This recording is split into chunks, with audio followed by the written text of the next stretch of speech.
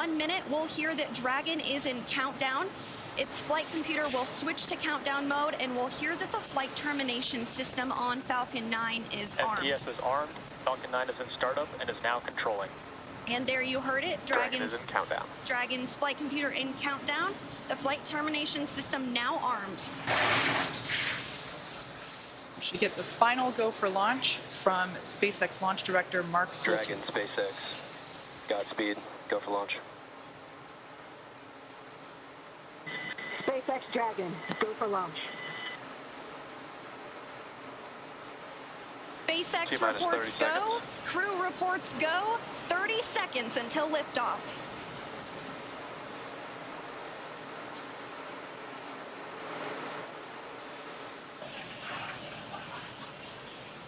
T-minus 15. 10, 9, 8, 7, 6, 5, 4, 3, 2, 1. Ignition, engines full power, and liftoff.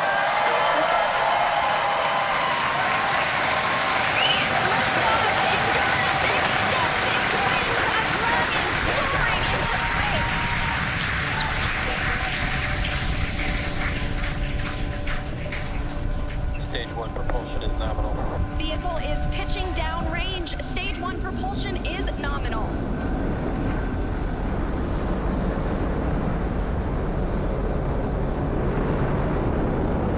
We're now at T plus 35 seconds into the 5th rotational crew mission on board Dragon and Falcon 9. Nominal power and telemetry. Coming up in just a few seconds, we'll hear the call out for stage 1 throttle down. Stage 1 throttle down. Falcon 9 engines throttling down to help pass through the period of maximum dynamic pressure. This period is known as max Q, and once the vehicle, there we just heard that the vehicle is now traveling faster than the speed of sound. Once through max Q, we'll throttle those Merlin engines back up. Max Q. Stage 1 throttle up. Stage 1 throttle. Stage 1 Bravo. Copy 1 Bravo. That call out for 1 Bravo means we're in the second and final abort mode for the first stage, continuing to get good performance. The crew is already pulling over 2 Gs. And next up is going to be a couple of events in rapid succession.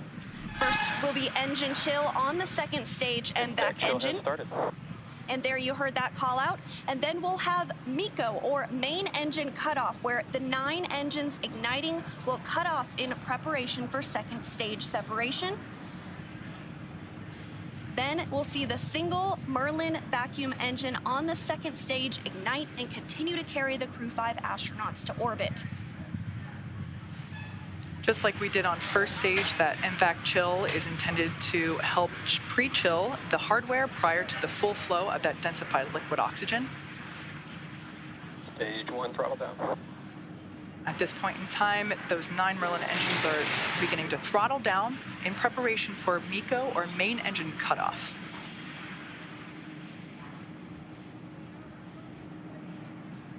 Standing by for MECO.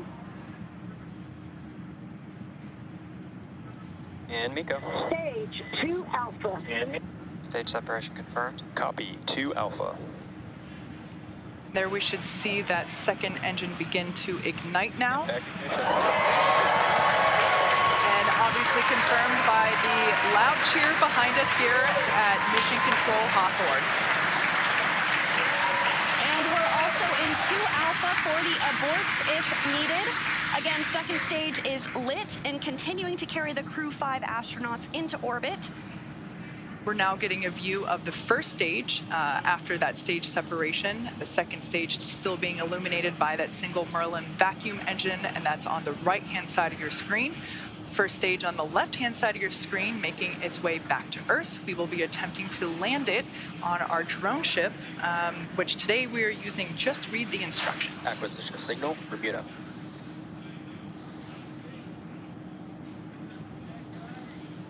And we did hear that acquisition of the ground station in Bermuda. The first stage is continuing to make its way back to Earth, and the second stage is going to continue. SpaceX, trajectory nominal. Another good call, trajectory nominal. Dragon copy. Confirmation there from Commander Nicole Mann. You can also sort of see the Space Coast there in the background of the first stage on the left-hand side of your screen. It also looks like you can actually see the thrust plume created by the first stage as it's now rotating just out of screen. Second stage is going to continue firing until a little over 8 minutes into the flight, really doing the heavy lifting now, getting the crew into orbit. Everything continues to look nominal on both first and second stages. As I mentioned before, the first stage will be making a landing on one of our drone ships, which is currently parked a couple hundred miles off the coast of Florida in the Atlantic Ocean. So we can see now that... Dragon SpaceX, trajectory nominal. Good confirmation there that we have good trajectory. The second stage now traveling over 5,400 miles per hour. Crew is pulling a little more than 1 G right now. That's going to continue to ramp up, peaking just before we get to second stage cutoff here in just a few minutes from now.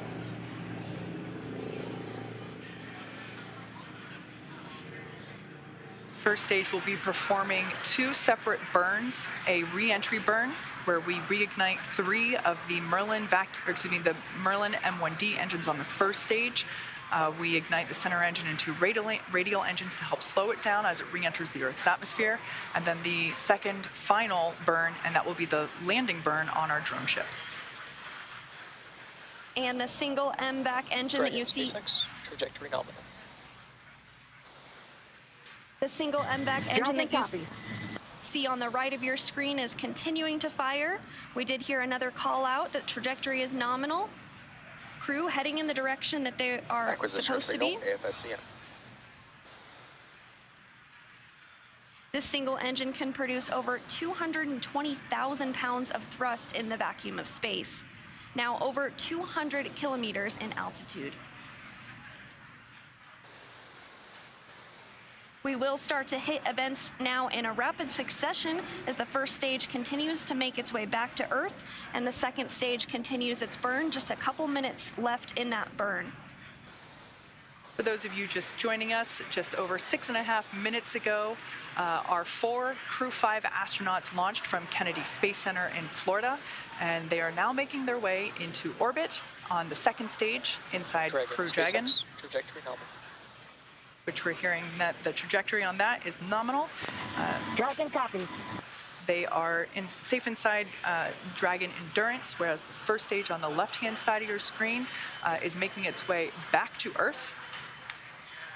We are coming up to the re-entry burn, which, as I said before, we ignite 3 of the 9 Merlin engines to help slow the booster down as it re-enters the dense part of the Earth's atmosphere. As the entry burn completes, we'll be in the final... Stage 1, entry burn startup. So there we heard the Stage 2, call out. STS is safe. You can there see it on your screen that that entry burn has been initiated.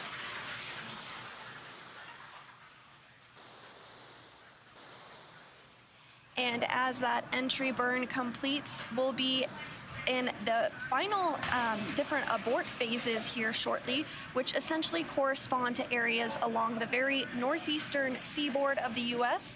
Stage 1, entry burn shutdown.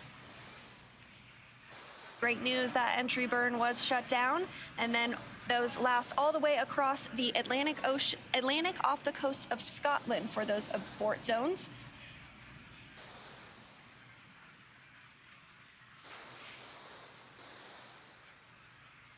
Everything continues to look nominal for both the first and second stages. Terminal guidance.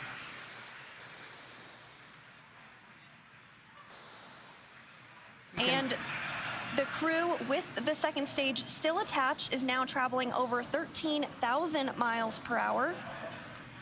We're about 10 seconds away from SECO 1. Copy, Shannon. Shannon, that Stage call 1, out. transonic.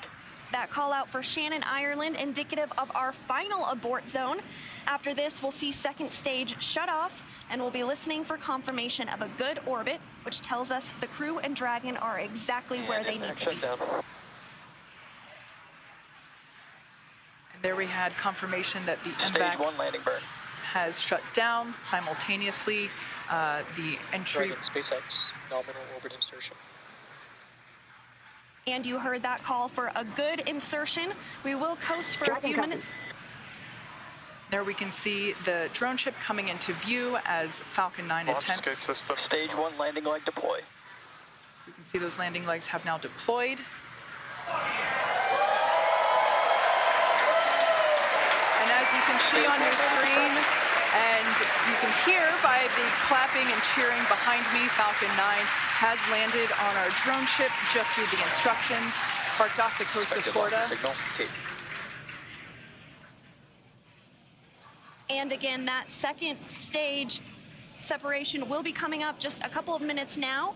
We do coast for a few minutes after second engine cutoff to allow any rates to, or motion to dampen out and settle. And looks like we're gonna get a view of the second stage as it separates here shortly. We did hear that the Crew has been successfully inserted into a good orbit.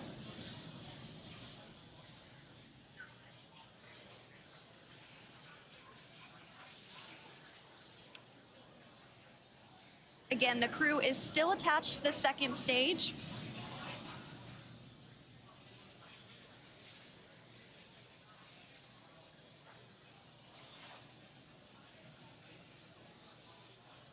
We are expecting stage separation to occur in just over a minute from now, about 1 minute and 8 seconds. And that's when the, when the second stage will separate from the Dragon trunk. The Dragon trunk is the part of hardware where we are able to house the cargo that is able to be exposed to the vacuum of space, as well as the solar panels, which help power Dragon while it is on orbit.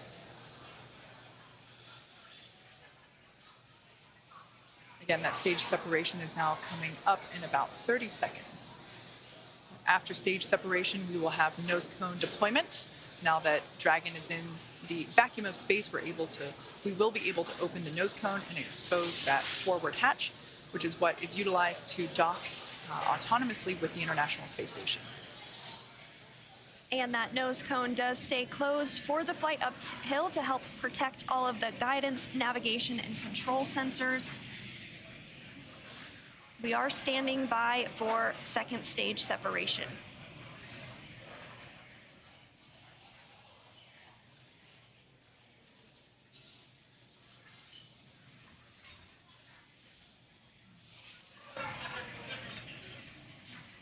And there is separation. Dragon separation confirmed. And Dragon, this is your launch director. Dragon Captain is in. And Dragon, this is your launch director on Dragon. On behalf of the entire launch and recovery team, it was an honor and a pleasure to be a part of this mission with you.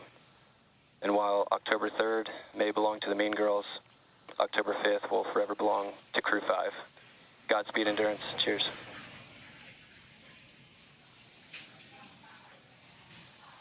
Awesome. Thank you so much to the Falcon team. Woo! That was a smooth ride uphill. You got 3 rookies that are pretty happy to be floating in space right now, and 1 veteran astronaut who's pretty happy to be back as well. Let's see what you got to say, Coochie. Falcon team, it was a smooth ride, and I see all the 3 happy faces here. Back in 0G, and I appreciate all the help to give us the smooth ride and training. And thank you so much. JAXA の支援隊の皆さん、非常にスムーズな打ち上げでした。打ち上げご支援していただいた皆さん、応援に駆けつけてくださった皆さん、ありがとうございました。この調子でチームワークを持って頑張ります。Thank you for your support. Anya. Thank you, Falcon 9 and our fellow agencies, to Roscosmos, NASA, and JAXA, and SpaceX exactly for giving us that opportunity. We're so glad to do it together. And thank you for everybody, for all people who with us. Спасибо большое всем агентствам Роскосмос, НАСА, JAXA и, естественно, SpaceX за предоставленную нам возможность. Мы рады всем экипажам делать то, что мы сейчас делаем. И большое спасибо всем людям, кто сейчас с нами.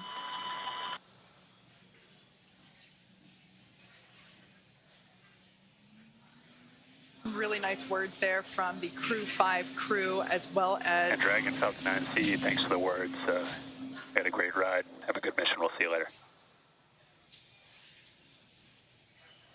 A wonderful Mean Girls reference there by launch director Mark Soltis, and then we just heard from Chief Engineer Dan Alex. And we just heard our first Quindar tone, indicating the crew is in space. Dehumidifier activation and service section Draco checkouts. Expected loss of signal, New Hampshire. Dragon copy.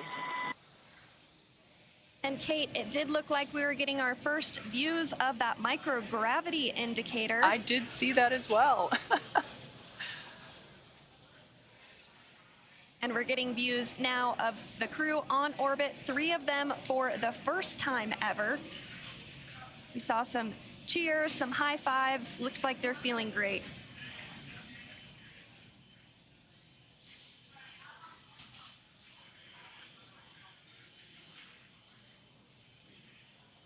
Hopefully we can see that 0G indicator float back into view and hopefully get a better shot of it. I couldn't quite tell what it was, although it kind of looked like it may have been an Einstein doll. But that's just kind of what it looked like from the backside. I think you're right, Kate. It looked like a baby Einstein to me. So the next milestone that we're looking ahead towards is the nose cone opening.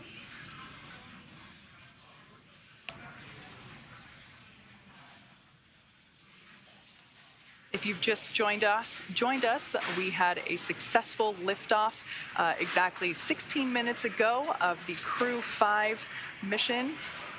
They had an on-time liftoff from Kennedy Space Center at noon Eastern Time. They had a smooth ride up to orbit. The first stage landed successfully on our drone ship. Just read the instructions, and everything has been looking good so far. We are hoping to get another view on board Dragon once we're able to get that camera back. But so far, everything leading up to this point in time, we got a shot there of the MVAC engine, which is no longer firing. It is coasting with that attached to the second stage, which has been separated from Dragon. Yeah, so everything was super smooth this morning, starting all the way back.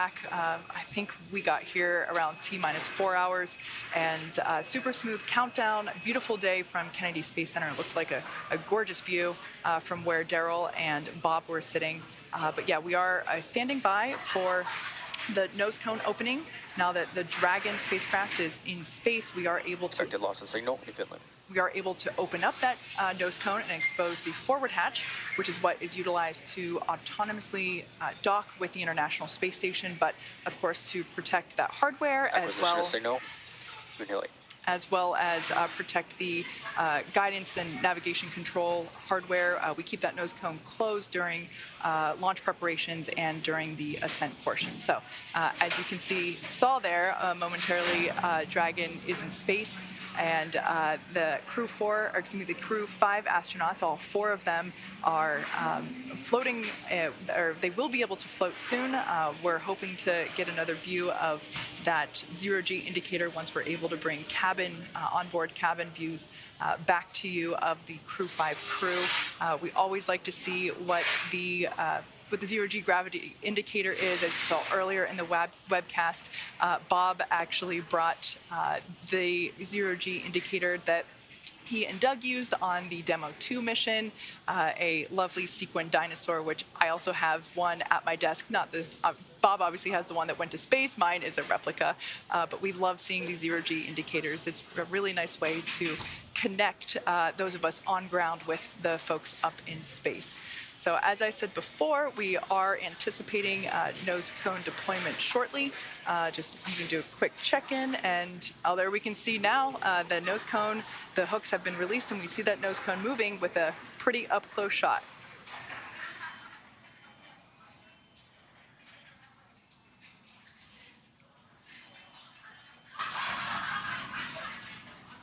We're continuing to see that nose cone open, and Acquisition of signal line. as we've mentioned, this does uncover a number of critical systems for the flight up to the space station that will be required for docking. There are 6 hooks that hold the nose cone in place during the launch and ascent portions. Those have begun to retract, and the nose cone is beginning to swing open.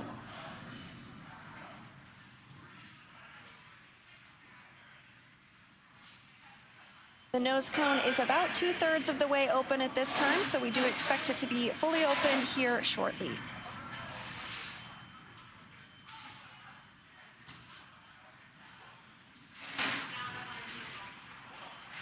Shortly after nose cone deployment, the crew will be able to get their visors open, and they'll be given the okay to get out of their suits, and that will allow them to settle in for their ride to the International Space Station. It is about a 29-hour journey for the crew from launch to docking to the space station, but as you said, they'll be able to get out of their suits, get comfortable, get some rest, and just enjoy being in the microgravity environment of space. Again, we have 3 first-time flyers and 1 veteran on today's flight, but I'm sure it was an exciting moment. No matter how many times you've been to space, I can't imagine that it ever gets old.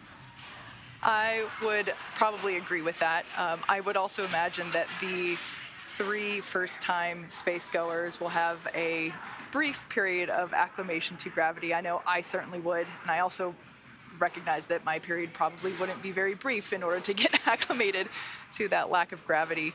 But yeah, this is something that the veteran astronauts on board station are, always happy to help really introduce the new space goers to the new environment.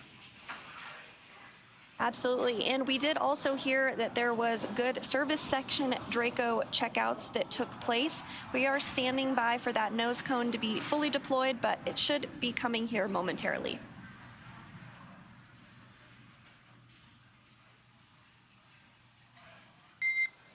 Dragon, we see a nominal nose cone opening, TCS and forward bulkhead Draco checkouts.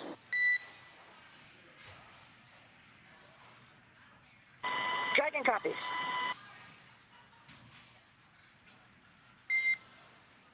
Next burn is the upcoming phase burn per your displays. We see the phase burn in 28 minutes. Good readback.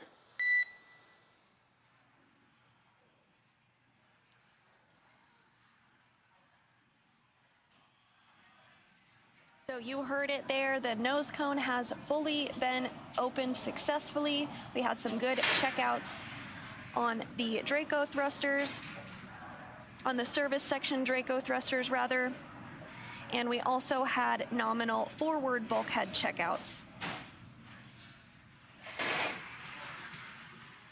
That's right, and the astronauts should be getting the okay to doff or remove their suits in about 6 or 7 minutes. I would imagine that, as Sandra mentioned before, we do have 3 space newbies on board today. I would imagine that they would be pretty excited to get out of their seats. They've been in these seats for a while. The crew ingressed hours ago, and if I would imagine that the 3 folks and even the veteran, everybody would be excited to get out and be able to float around a little bit for the first time on this Crew-5 mission. Yes, absolutely. And you do see the crew working through some procedures there on the touchpads that they do have in front of them. They'll continue to have those available for them throughout their flight uphill. Again, this is going to be about a 29-hour launch to docking for Crew-5.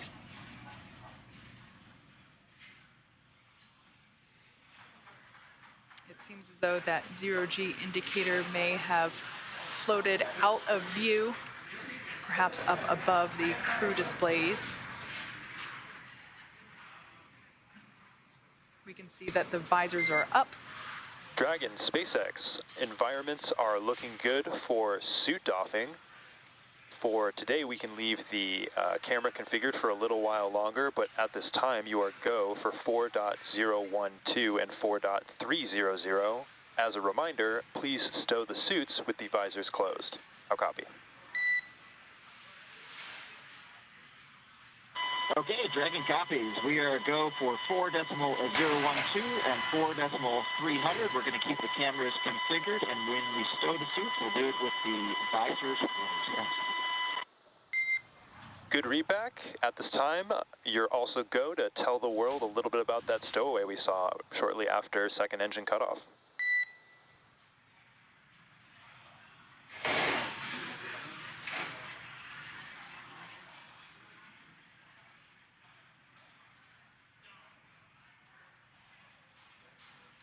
So we're standing by from a few words, standing by for a few words from the crew about that 0G indicator.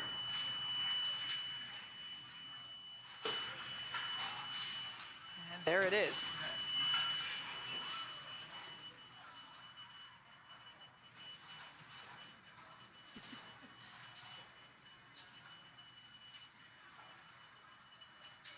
The Dragon back in the ground. We missed the last part of your trip. And no worries, repeating my last on there. I was going to have you all talk a little bit about your 0G indicator, but we can hold that off for the next ground station pass here for Dubai.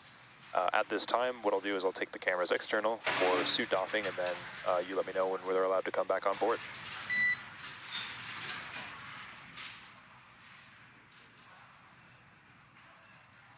Okay, Dragon copies. So we'll let you know when you come back on with the cameras, and we're excited to talk about our stowaway here.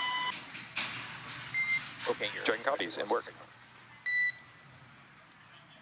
And it does sound like we are in a brief expected loss of signal with the crew. This does happen from time to time when we're in between our satellites, but we will have views and communication back with them here shortly, and we're looking forward to hearing their words on their stowaway and what that special meaning is for the crew. So with Crew-5 now successfully on orbit, let's head over to our counterparts at Kennedy Space Center in Florida.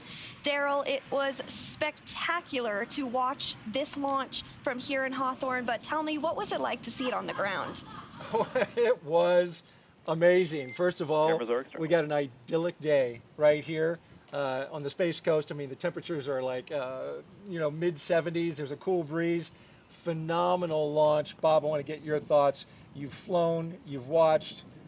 This was pretty perfect. No, this was just outstanding. It was picturesque, with the blue sky, the blue background, a beautiful day here in Florida. The only thing I wish was that I was there with them, because that is the one place that is better to watch a launch from than right here at the Kennedy Space Center is on board the rocket ship.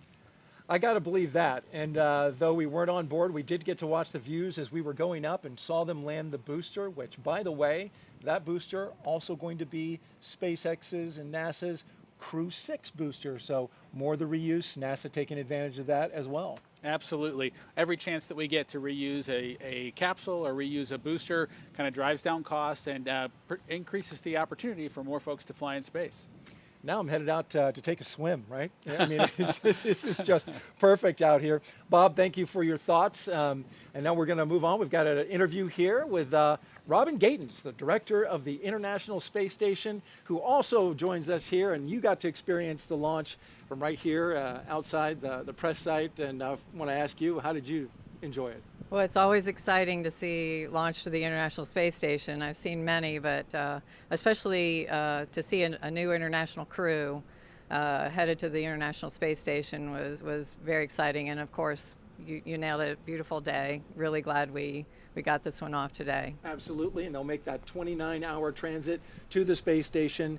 You're the director of the International Space Station, so I want to ask you, I heard there's a book coming out that's, there have been books before about the International Space Station, but a new one's coming out.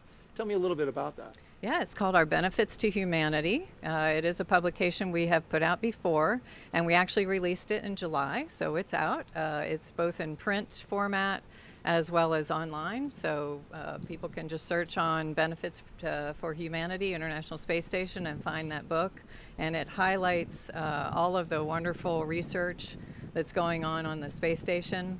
This crew will be doing over 200 experiments during their time on the International Space Station, ranging from medical kinds of research that will help treat diseases and produce new drugs here on Earth, regenerative medicine. One day we might even print organs for transplant on Earth. We have Earth science going on space station, a number of climate instruments to help us understand Earth's climate. Really exciting results. This is truly what we call the decade of results on the International Space Station, where we're building on past lessons and capabilities to just compound the results that we're able to get out of the space station. And 235 investigations, 76 new ones, and you mentioned the decade. 2 decades, more than 2 decades, the International Space Station has been operating. You mentioned some of the science that they're going to be doing. Now I'm wondering if you have a favorite that you've kind of identified, like, oh, I can't wait to find out the results of that. Well, I've been tracking a lot of them. I'm really excited about some of the medical things. We're flying again a payload by a company called Lambda Vision, and they're producing retinal implants that could be used to help patients with ocular degeneration. So that's really exciting. I'm excited about what we're learning, with respect to the climate. We got brand new climate instruments up on board. We've got companies learning how to make better products through their research on through the ISS National Lab and their work on the space station. So I'm also excited about plant research going on space station. I think that's not only important for future exploration missions, but also to help us grow plants in harsh environments, small spaces here on Earth. And also NASA, while doing all of that, is continuing to work towards its ultimate goal of getting to the moon, going back to the moon and sustaining our presence there. A lot of technology at the station that works towards that end. We want to actually pause though for 1 second, because we understand that one of the astronauts, Josh Cassada, has a statement that he is going to make. It is relatively about his zero-G indicator, which if you saw in the coverage, it was I don't know if it was a baby Einstein, Bob, but it was a little Einstein. It definitely looked like a small Einstein, but we'll listen to Josh and hear exactly the details.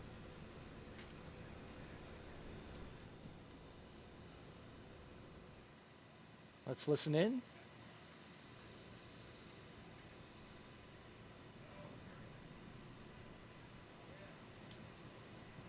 Again, waiting for astronaut Josh Cassada with a special message. And Dragon, cameras are internal. SpaceX.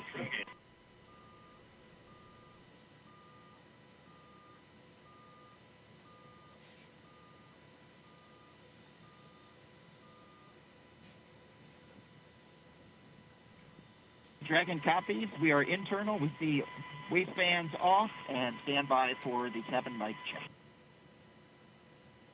You see Koichi Wakata is out of his seat.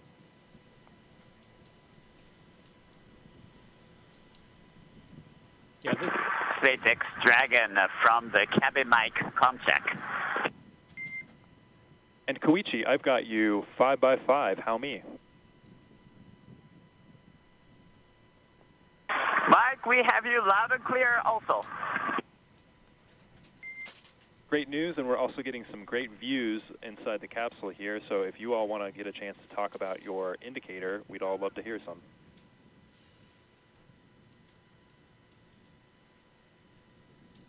Absolutely, Mike.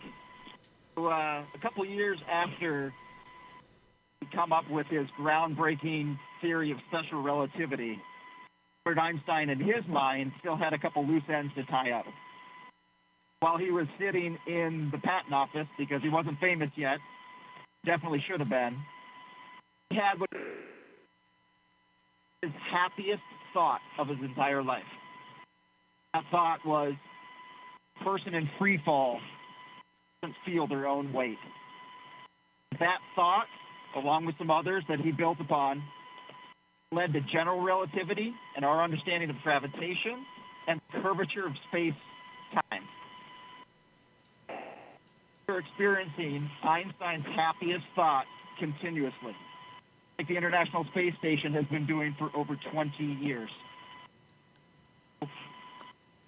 On Crew-5, call this little guy our free fall indicator.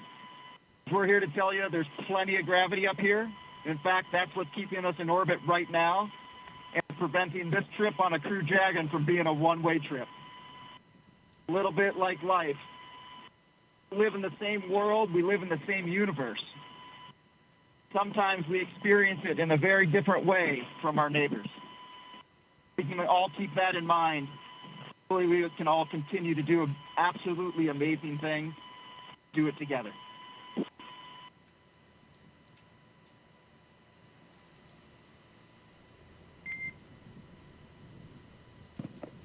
Well, that was excellent, Josh. We appreciate you all taking the chance to share with us some of those special words and some of the meaning to you all.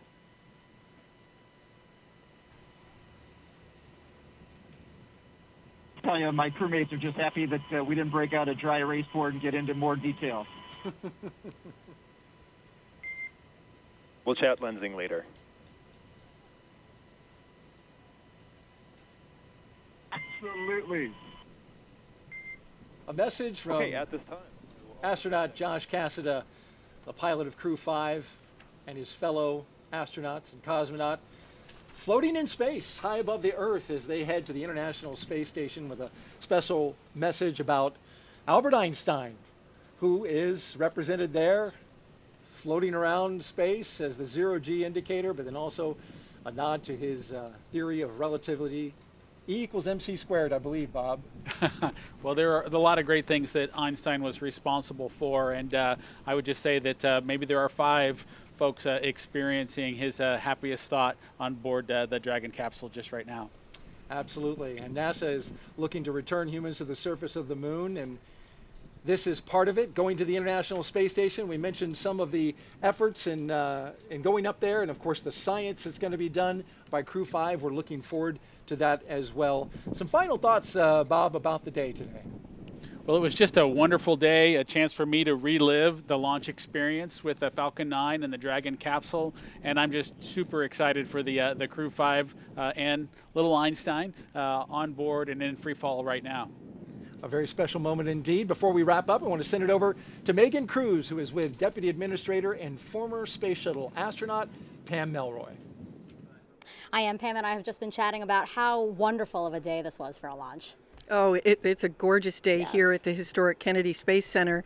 For me to see the next generation of launch vehicles launching to the space station was thrilling. And also the next generation of young explorers. You know, you and I were talking about a young boy here, guys, that bought a space suit, an astronaut suit from downstairs at our store and was wearing it around and running around. How cute was that to see him so excited? Well, I found it pretty cute to see the 3 rookies who were on the flight, as well as my very dear personal friend, Koichi Wakata, who I flew with in 2000 to the space station. So I'm inspired by both the young and the experienced. And speak to me about that like you said, you've flown on the space shuttle 3 times. Talk to me about that ascent, how it must feel as they're going up through the atmosphere.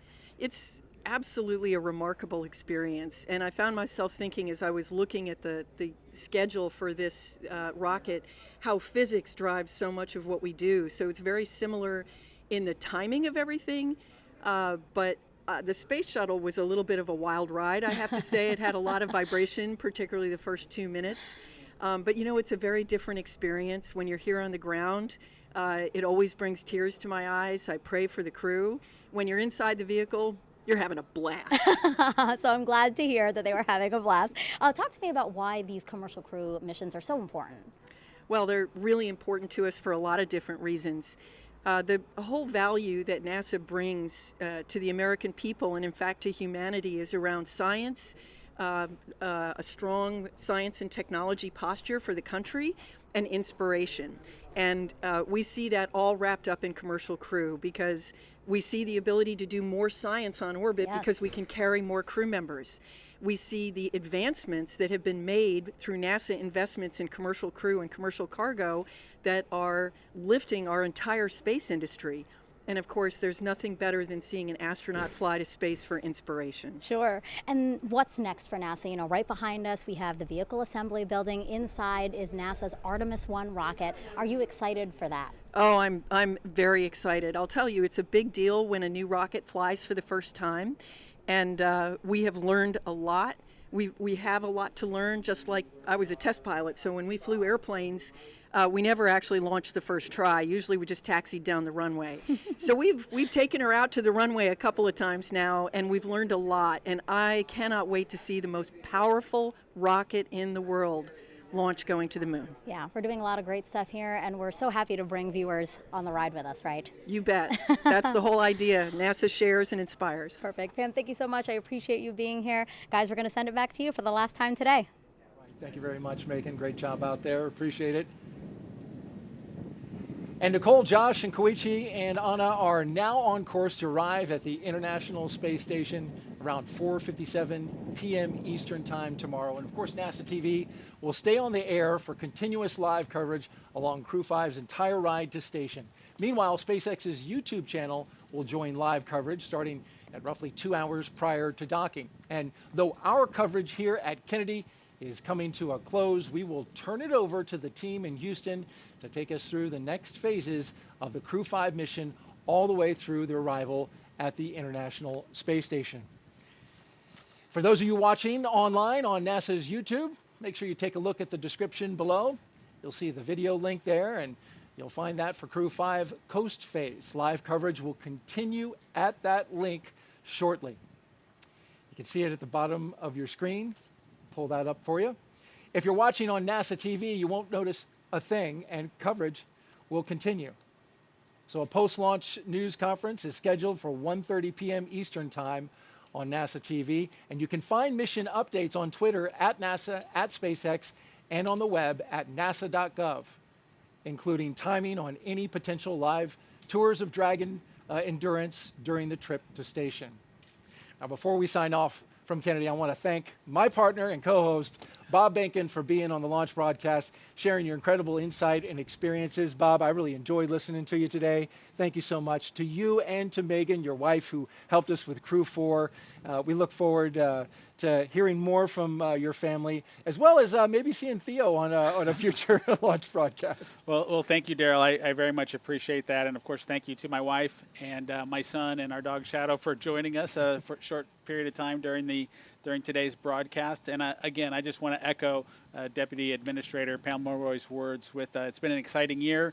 The Crew-5 folks are just getting started on their excitement for the year, if you will, on their way to the space station right now. But we've got an Artemis 1 rocket over there, the SLS, in the vehicle assembly building.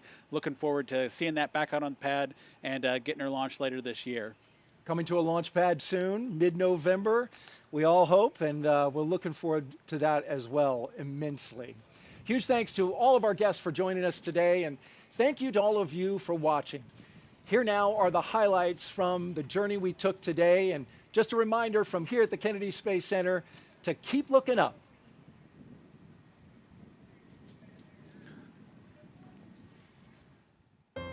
They're getting suited up inside that historic suit-up room, everything going smoothly. And there they are, the astronauts of Crew-5 taking their first steps outside.